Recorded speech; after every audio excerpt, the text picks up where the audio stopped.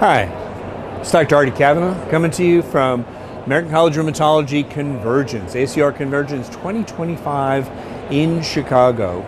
I'm going to talk about psoriatic arthritis, talk about some concepts, new concepts, hot concepts.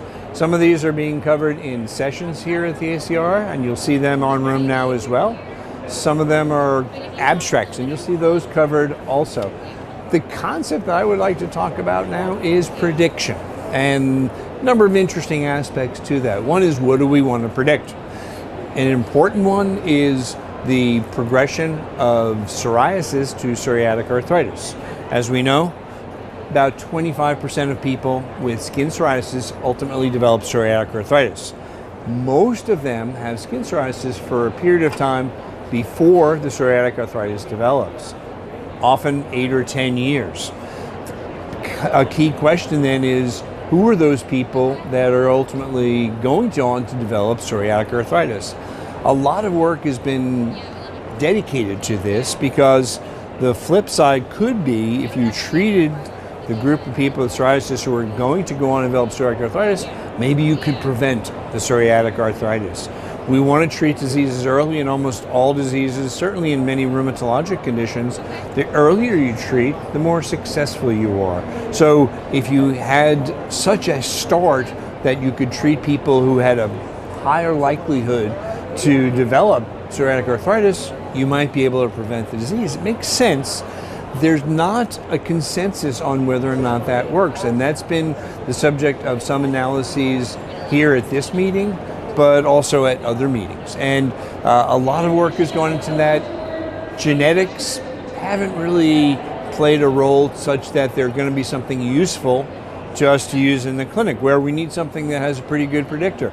You want to take that 25% and say, no, this patient doesn't have a 25% chance, this psoriasis patient doesn't have a 25% chance to develop psoriatic arthritis, they have a 70% chance.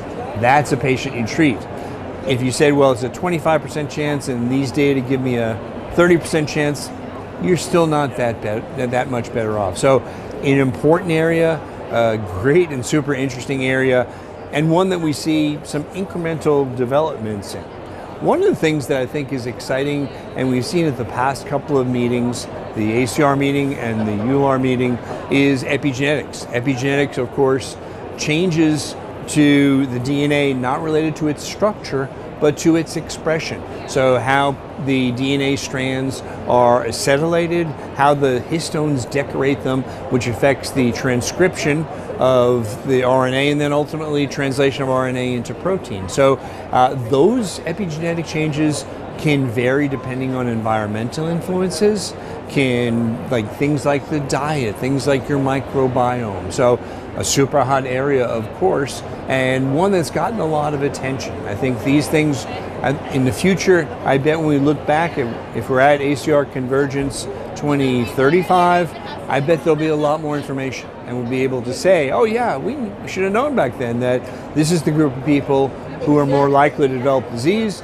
They should make these changes perhaps environmentally, dietary-wise, and also they are more worthwhile to treat. And then, as in many areas of rheumatology, our ability to look at biomarkers is also expanded very dramatically.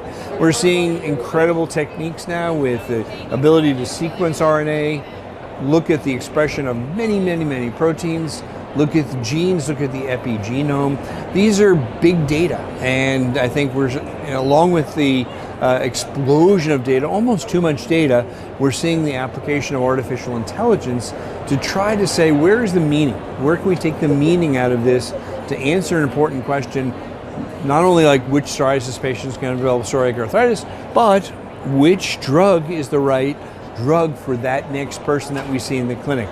Personalized medicine. So it's always been it's been a buzzword. It's been, I think, at the top of our needs list, and it's something I think we're beginning to see some information that will hopefully prove useful and give us something in the clinic. So here for Room Now at ACR 2025, this is Dr. Kavanaugh. Thanks for watching.